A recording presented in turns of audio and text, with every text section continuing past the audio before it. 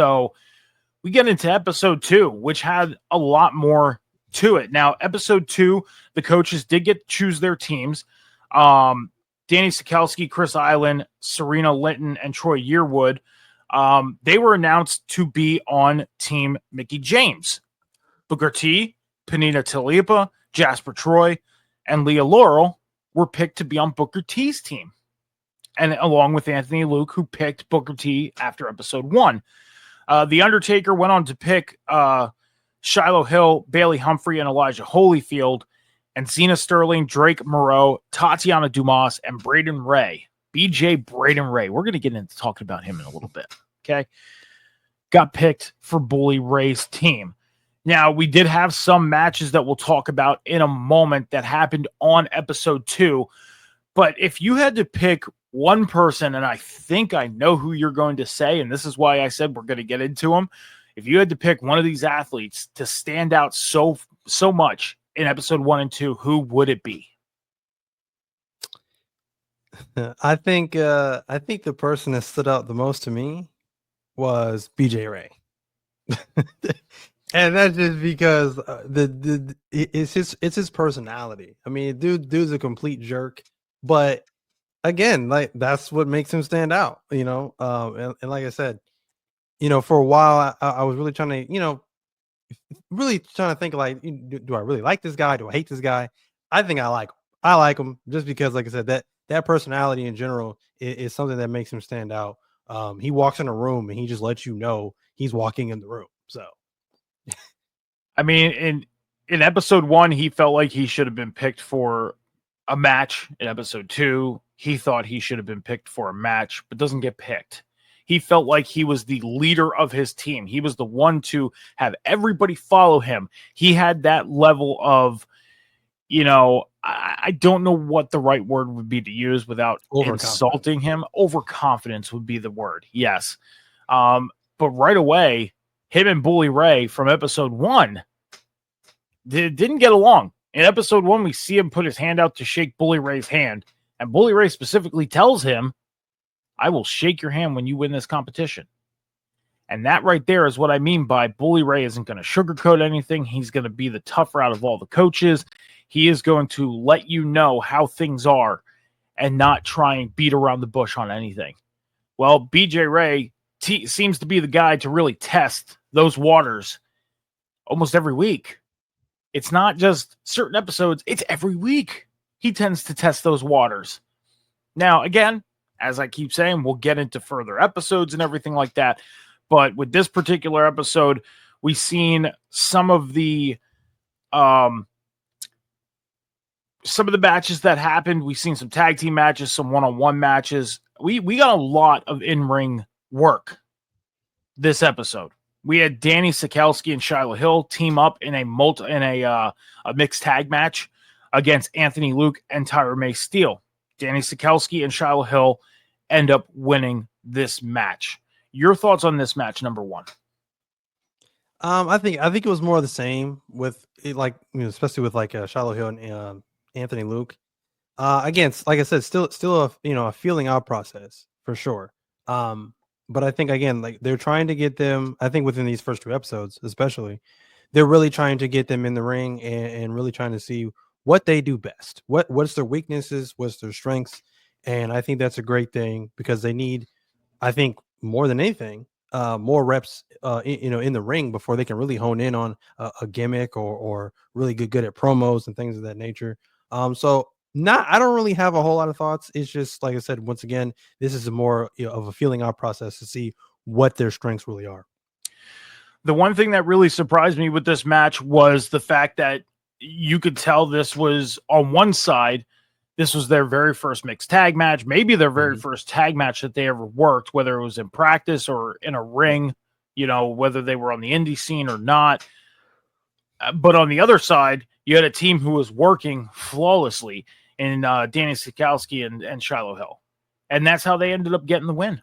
2 athletic people who end up getting the huge win because they did show out a little more, especially with Tyra May Steele being on the other side, which surprised me. So Panina Tualipa took on Zena Sterling. Panina ends up getting the win on this one. Now, Panina, I could see her in the future being in very big storylines as far as being a heel. When you first see how she is with her character, and whether it's a character or not, maybe it's her, and maybe it's her for real, but she definitely screams big time heel to me. So if you have any thoughts on that match or any thoughts on any of these superstars, athletes, by all means. Oh, like I said, once again, Panina stands out once again. Like I said, her promo work definitely matches her in-ring intensity, and I love that. Again, she has superstar written all over her for sure. I could definitely see her meshing very well with the likes of an NXT roster, that stacked women's roster they got over there. I definitely think she would be a standout for sure. Like I said, she's very impressive. I like Xena too, even though Xena's like kind of like the nice one or the airheaded one or whatever. But again, like I said, they could hone in on that as well, and that just be her thing. That's almost not even, it's not even a gimmick. That's just who she is. She's just very nice and like comes off very innocent or whatever. But again, like I said, that could also come off on TV very, very well, because again, fans love rooting for that underdog or that person that's just so innocent and things of that nature. Again, she reminds me of like the airheaded Maria, backstage when she was doing backstage interviews before she was an in-ring competitor. That's what that reminds me of. And like I said, that could be this generation's Maria Kanellis for sure. So I like them both essentially, but again, like I said, Panina I think stood out a little bit better just because, like I said, her promos and her in-ring intensity match up so well. Now, the Panina and Xena match did stand out to me probably the most out of all these matches, along with the tag team match. But this one stood out to me the most. Like I said, Panina can be that big time heel. Like you said, Xena can be that, uber baby face who's almost like a Maria Kanellis. I can see this being a big time storyline, whether on NXT or on the main roster, because they can dig deep as far as going back, in 5 or 6 years, saying this rivalry started back on Legends and Future Greats. Yeah. But Xena, I think with her being as young to the business as she is, she's going to mold into something very, very big. I could see big things for her as long as she takes all the tools that are given to her and learns everything she needs to learn, not only being safe and productive in the ring, but productive and safe outside of the ring. And what I mean by that is, and I'm not meaning that by just cutting promos and everything. I'm talking about impersonal aspects, because we see it that some wrestlers do end up getting themselves into some kind of trouble outside of the business and personal time and all that stuff. As long as she takes care of herself, a full 360-degree angle of inside and outside of the ring, inside and outside of the business, I could see her becoming a very big fan favorite and a very big star. That's what Xena, I think, has ahead of her. But I also see that for somebody like a Danny Sikowski. She has that athletic background with being a cheerleader. Like you said, she reminds you of an Alexa Bliss.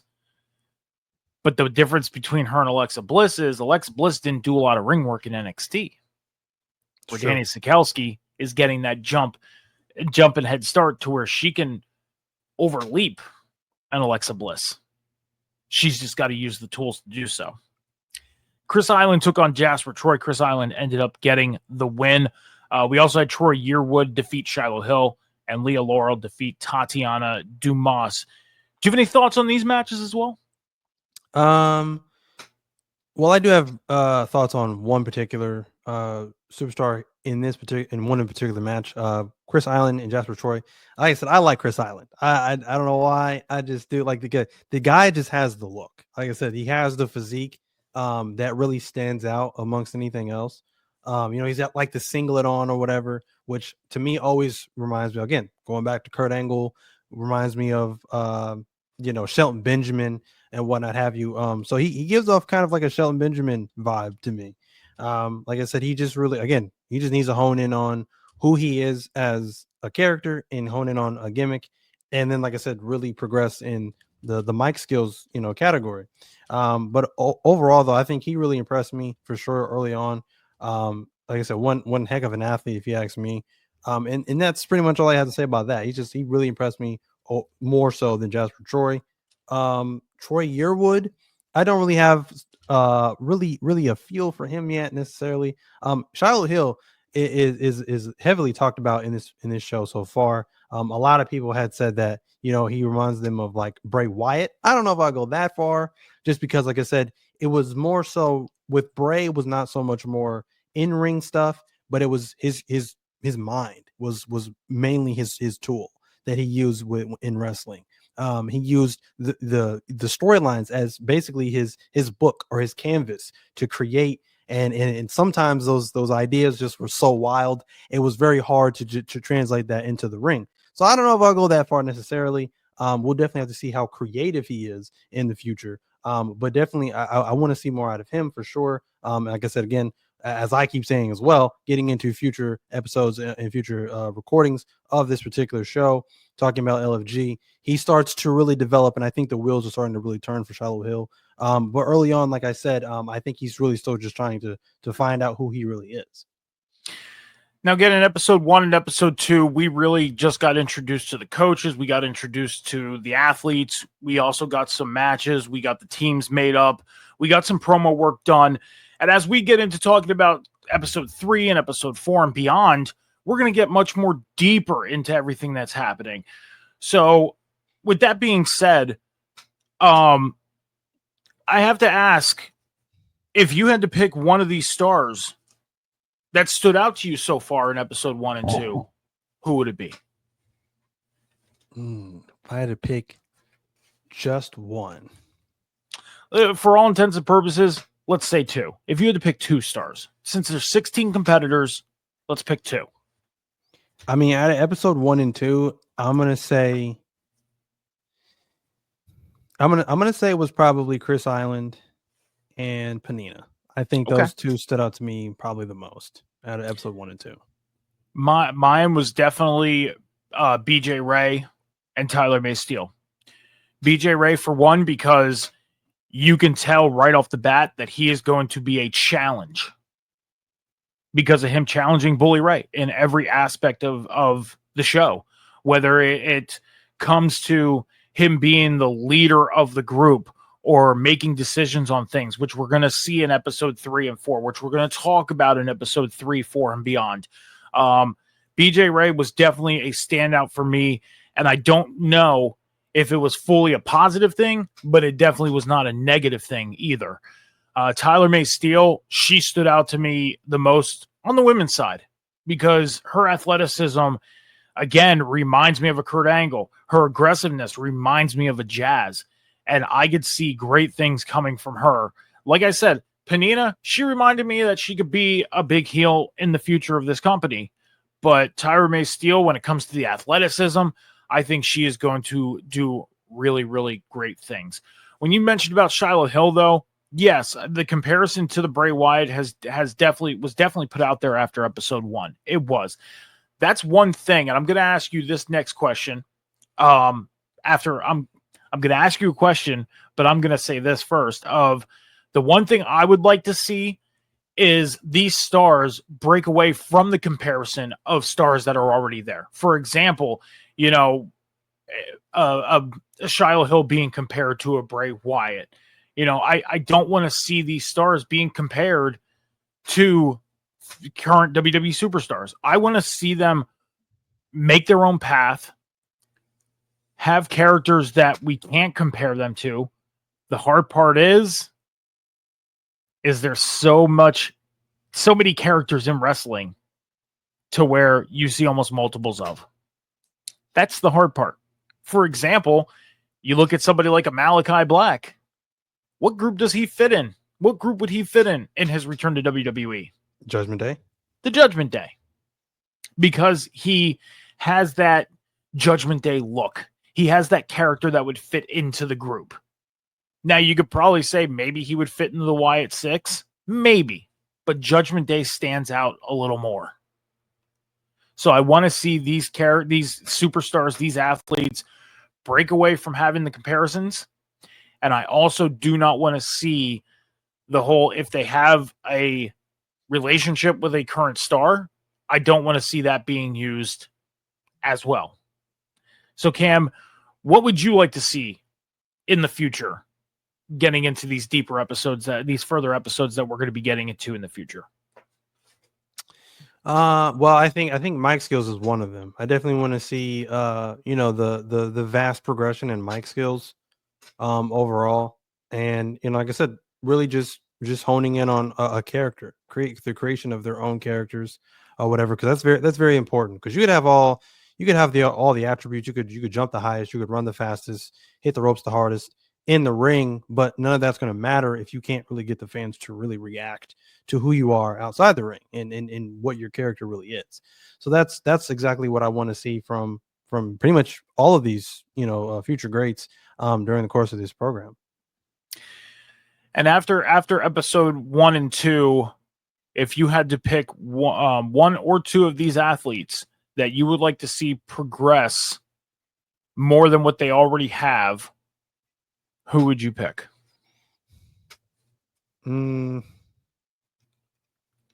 Probably Xena, because I feel like I feel like she's lagging behind the rest of the pack in terms of it. I mean, in ring is great. I think her in ring is not too bad, but like I said, in terms of like again character promo work, it's very lackluster right now, and I think she's still really trying to find out who she is. So for me, I think it's Xena, because there's something there. They just really have to dig deep to pull it out of her. I'm with you. I picked Xena as well because, like I said, I can see her being a big star moving forward as long as she takes all the pieces of the puzzle and puts everything together. As long as she makes sure everything is together in a whole, inside and outside of the company, like I said. She's one that I would love to see just get elevated as we move forward, because she has that spark in her to do so. She's trying and she's putting the effort in. You can tell, and she's doing 100%. She's going 100%. It's not like she's just doing something and then giving up. No, she's trying. Like we see in the future episodes that we're going to get into, at certain times she stopped because the coaches tell her, like, hold up, we got to work on this. So she's one that I definitely want to see elevated and really progress as we go on here. But Cam, like I said, episode 1, episode 2, we really just got introduced to the coaches. We got introduced to the athletes. And moving forward, we're going to get deeper into things. I did want to comment that one thing, like you mentioned with Tough Enough, that the difference to this show than what Tough Enough was Tough Enough, again, we've seen them to where they were people that made videos, got accepted for this competition. They lived in a house and everything together. Well, these are athletes that are already signed to developmentals. They already live there. So the winner of this gains an NXT contract. So I'm excited to see the future of this show. I'm excited to see where this show goes moving forward. I know, again, we're recording this on March 25th. We're already a couple episodes in, but this is a special that we are doing for you guys, and we're starting right from the very beginning.